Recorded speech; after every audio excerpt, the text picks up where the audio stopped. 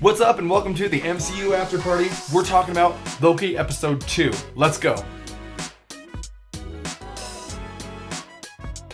Alright, this episode slapped. I seriously loved it so much. This is just my initial reaction, my first thoughts. I'm just throwing them at you.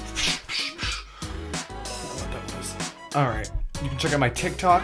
That's where I watch the episode and literally talk through it. If you've already seen the episode, it's a lot of fun to go through it. It's like a 10-part. It's way too long.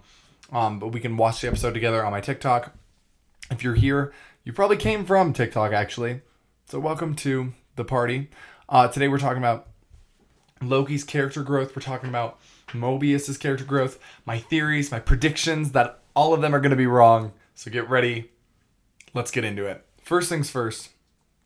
Loki battling himself. I think that's literally the perfect villain for Loki. Who better for Loki to fight than Loki? Spoilers. Okay, you're good now. Why are you watching this if you haven't seen it? What are you doing? Spoilers. Lady Loki. I called it. And by I called it, I mean one of you called it. And then I just kept going with that. Someone commented on last week's TikToks and said that Lady Loki was the person in the cloak. I'm so pumped. That was the best reveal. Someone texted me. They can wait. That was the best reveal ever. It was so rewarding at the end to see the actual reveal of what she looked like after jumping from body to body, like host to host, different people. That was so funny. And what was the guy's name? Like Frederick or something like that. I don't remember. That was so funny. It's not Casey because Casey's the guy in the office, and then he goes, "I like Frederick better." That was so funny. There were some really funny moments in this episode. This is gonna be a quick video. But yeah, I just wanted to talk about Lady Loki. But yeah, there's so much in this episode that we can talk about. I also think one of my theories that's definitely wrong. I think Mobius is going to be a version of Loki. I think Mobius is going to be maybe like an older version of Loki, although I think they're close to the same age. But I do think Mobius is a Loki variant. And Lady Loki definitely has some tricks that Loki doesn't know, like switching bodies and switching hosts and a lot of stuff he was confused by.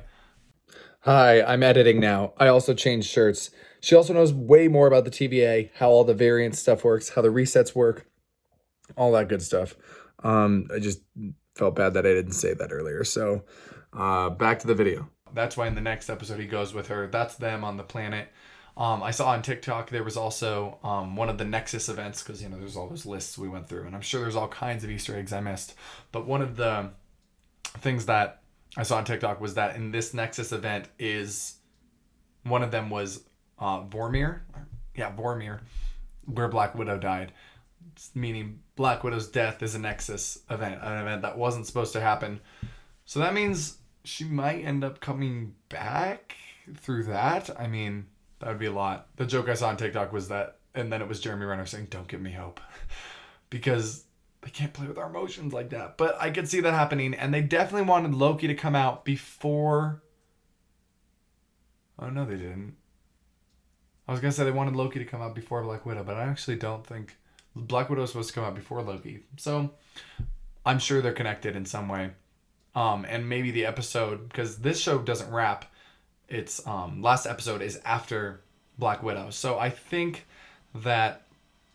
the last episode of Loki might tie into Black Widow somehow, where you need to see Black Widow before you see Loki, and that's how they get you to pay $30 or go to the theaters.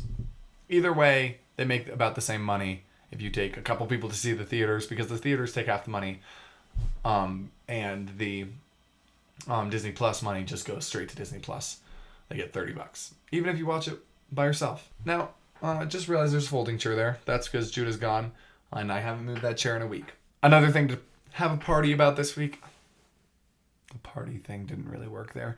Another thing to talk about this week is, again, they talked about free will, or predestination.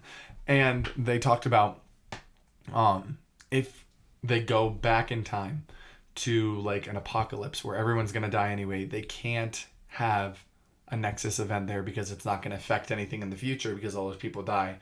Kind of dark, but also kind of proving the TVA's right, or proving that the TVA has really, really thought through how they're tricking people and how all of their tech works. I've heard a theory that all of the people that work for the TVA are actually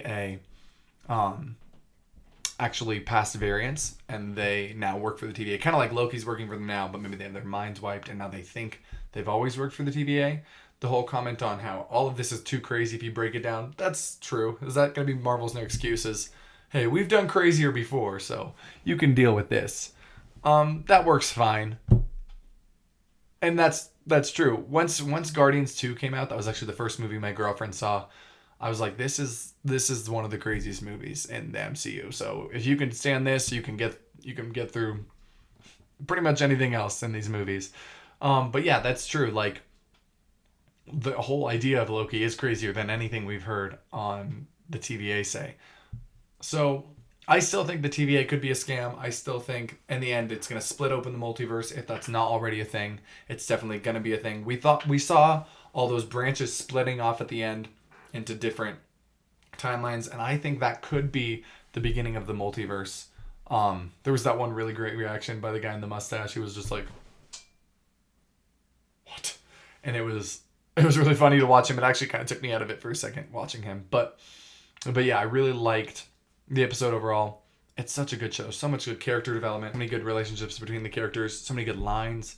I like how Loki is just full on Loki. He's not completely evil like he was after the end of Avengers or during the Avengers, but he's also not completely good like he was at the end of Thor Ragnarok. And like he said, there's really no person is fully good or fully evil. And I think that's true. I think some people are more, like objectively more, and there is an objective standard and truth. But I do think that some people, no one's truly good or evil. And I actually, even as a Christian, believe that. And what Disney's throwing at us, I think in the end they're going to believe that you can create your own destiny and that no one's truly good and evil. And that's the most Disney message that I've ever heard of, coming straight from Loki, the villain. This folding chair is really distracting me now. Anyway, what did you think of the episode? What were highlights to you? What other things did I miss? What do you think is going to happen next week with the Lady Loki and him escaping in this variant that we're watching? They both escape together. What do you think is going to happen there? Be sure to comment down below. Give this video a like to help the algorithm. And I will see you guys in the next episode. I'm actually on vacation next week, so it might be in a hotel room. We'll see. All right. Thanks for joining me. The MCU After Party. Woo!